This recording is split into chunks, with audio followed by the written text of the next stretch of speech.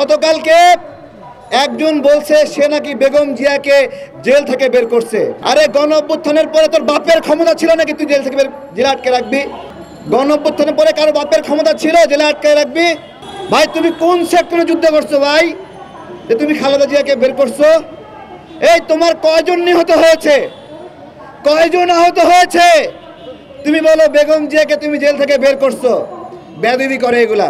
দেশের মানুষকে এরা ভোদাই ভাবে, ভোদাই, যে যা খাওয়াবে তাই খাবে।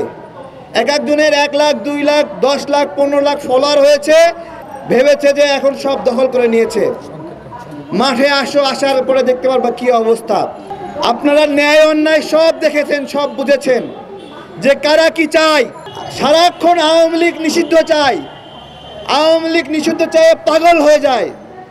মূলত এই নিষিদ্ধ কেন চায় জানেন? আওয়ামী লীগের ওই কর্মীগুলো তার দরকার, আওয়ামী লীগের টাকা তার দরকার। আওয়ামী লীগ হলো হারাম, কিন্তু আওয়ামী লীগের টাকা হলো আরাম, তাই না? আওয়ামী লীগ হারাম, কিন্তু আওয়ামী লীগের লোককে নিজের দলে ঢুকানো, কর্মী বাহিনী বানানো, এটা হলো আরাম। এই চলছে, এই চলবে। গত কয়েকদিন প্রচারণা করা হলো বিএনপি আওয়ামী লীগকে পুনর্বাসন করছে, জামাত আওয়ামী লীগকে পুনর্বাসন করছে। যখন শুনলাম বিএনপি আওয়ামী লীগকে পুনর্বাসন করছে, তখন আমার মনে হলো যেহেতু বিএনপি আওয়ামী লীগের পুনর্বাসন করছে, হয়তোবা এমন হবে বিএনপি এবং আওয়ামী লীগ একজোট হয়ে একই মার্কায় নির্বাচন করবে। এরপরে সেই নির্বাচনে তারা জয়ী হবে, জয়ী হয়ে শেখ হাসিনা হবে রাষ্ট্রপতি আর বেগম জিয়া হবে প্রধানমন্ত্রী। আসলেই বিশ্বাসযোগ্য কিনা এটা এজন্য বলছি যে বিএনপি আওয়ামী লীগকে যদি পুনর্বাসন করে তাহলে তো এইটাই হওয়ার কথা, শেখ হাসিনা রাষ্ট্রপতি হবে, বেগম জিয়া প্রধানমন্ত্রী হবে, তাই না? আসলে কি তাই হবে? মায়ের চেয়ে মাসির দরদ বেশি। এ ভাই বুঝতে পারছেন নি? মায়ের চেয়ে মাসির দরদ বেশি। বিএনপি আওয়ামী লীগ সাপে নেউলে সম্পর্ক, বিএনপি নাকি আওয়ামী লীগকে পুনর্বাসন করবে। এই গাঁজাখুরি গল্প বিপ্লবের পরে অনেক সংগঠন শোনাচ্ছে।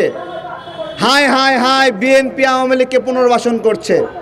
মায়ের চেয়ে মাসির দরদ বেশি না ভাই? হ্যাঁ, সেই মাসিরা হলো বিপ্লবের এখন বাবা হয়ে গেছে। আমার কথা হলো, যখন সংকট আছে তখন কেউ জন্মদানের কথা স্বীকার করে না, বুঝছেন? যে আমি এই বিপ্লবের একজন নেতা, এটা সংকটের সময় স্বীকার করে না, কিন্তু সংকট চলে যায় তখন বিপ্লবের অনেক বাবা হয়ে যায়। বিপ্লবের কত বাবা? বিপ্লবের অনেক বাবা। বিপ্লবের বাবার কোনো শেষ নাই। বাস্তবতা হলো 17 জুলাইয়ের পরে আন্দোলন বন্ধ করে দিয়েছিল। আন্দোলনকারীদের মধ্যে একটা অংশ ছিল আওয়ামী লীগের নিয়োগ করা, যাদের কাজ ছিল যত দফায় আসুক কোনোভাবে এক দফা যেন না আসে। এরা ছিল এক দফার পাহারাদার, যেন এক দফা কখনো না আসে। এবং যখন আমরা বাড্ডায় আন্দোলন করছিলাম তখন কয়েকজনকে পাঠিয়ে দিয়ে বলেছিল, আমরা তো আন্দোলন বন্ধ করছি, আপনারা কার নেতৃত্বে আন্দোলন করছেন?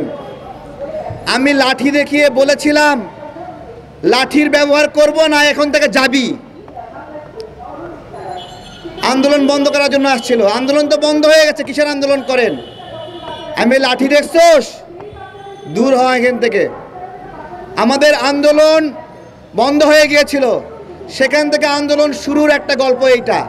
যখন আন্দোলন নতুন করে শুরু করলাম স্টয়েসের সামনে, আরে ভাই শরম নাই? অনেক ছাত্র আমাদের সঙ্গে আসে নাই, মাত্র 10-12 জন ছাত্র আসছিল। ছাত্র বানানোর জন্য আমরা কিছু আইডি কার্ডও বানিয়েছিলাম। এই আন্দোলনে অনেক গল্প আছে। যুদ্ধের কোনো সততা নাই, যুদ্ধে যেভাবে হোক জয়ী হতে হবে, আমাকে জিততে হবে।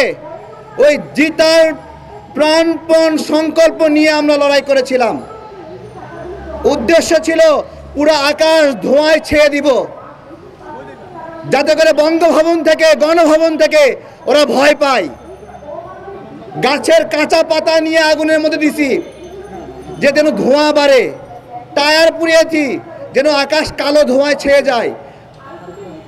এই আন্দোলনের অনেক গল্প রয়েছে এবং সেই সময় আমরা দেখেছি বাড্ডা থানা, বিভিন্ন থানার কাউন্সিলররা কিভাবে ছাত্র জনতার বিরুদ্ধে পিস্তল হাতে নিয়ে গুলি করেছে, ভারী বন্দুক নিয়ে গুলি করেছে। আজকে সেই সন্ত্রাসীদেরকে এখানে বলছে কাউন্সিলর হিসেবে পুনর্বহাল করতে হবে। কত টাকা দিছে ভাই তোমাদেরকে? তোমাদের কবেকার বন্ধু তারা? কবে থেকে বন্ধু হলো দেখাও। হঠাৎ করে বন্ধুত্ব হয়ে যায়, কাউন্সিলরদের জন্য যুদ্ধ ঘোষণা করতেছো যে কাউন্সিলরদেরকে পুনর্বহাল করতে হবে।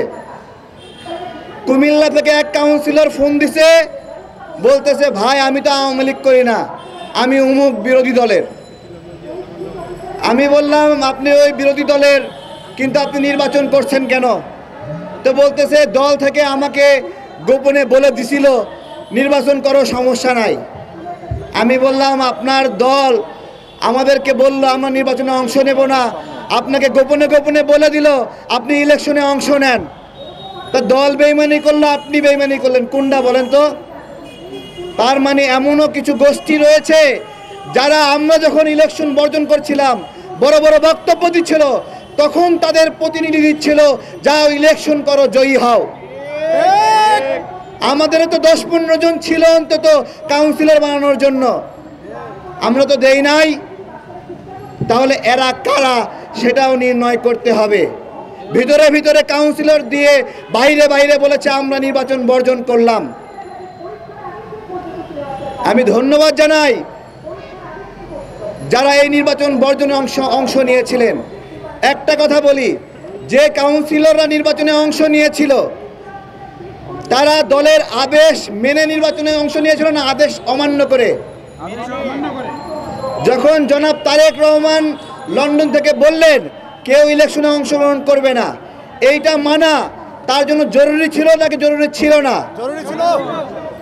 লোভ সংবরণ করতে পারে নাই। জামাতের একজন কাউন্সিলর লোভ সংবরণ করতে পারে নাই, বিএনপির একজন কাউন্সিলর লোভ সংবরণ করতে পারে নাই। এখন আসে পরিচয় দিয়ে বলছে আমি তো বিএনপি করতাম। আমি বললাম আপনি বিএনপি করতেন, আপনাকে বহিষ্কার করছে না? জামাত করতেন, বহিষ্কার করছে না? তাহলে আপনি সেই পরিচয় দিয়ে কাউন্সিলর পদ বহাল চান কেন? তারা একটা যুক্তি তুলছে স্বতন্ত্র। আমি বলছি স্বতন্ত্র যারা বিরোধী দল করেও এই নির্বাচনে অংশ নিছে তারা আওয়ামী লীগের চেয়েও বড় ক্ষতি করেছে। ঘরের মানুষ যদি বেইমানি করে, ওই যে সবচেয়ে পিছন থেকে ছুরির আঘাতের মতো। আমাদের স্পষ্ট কথা, এই আওয়ামী সময়ে নির্বাচনে অংশ নেওয়া কাউন্সিলরদেরকে আমরা পুনর্বহাল করতে দেব না। এরা আওয়ামী লীগের সময় বেনিফিট নিছে, এখনো এসে বেনিফিট নিতে যাচ্ছে, এখন টাকা ঢালছে। দুঃখজনক। সুন্দর সুন্দর বক্তব্য দেয়, আমরা বক্তব্য শুনে ফিদা হয়ে যাই, দেখি কাউন্সিলরদের হয়ে দাবি দাওয়া আদায় করছে।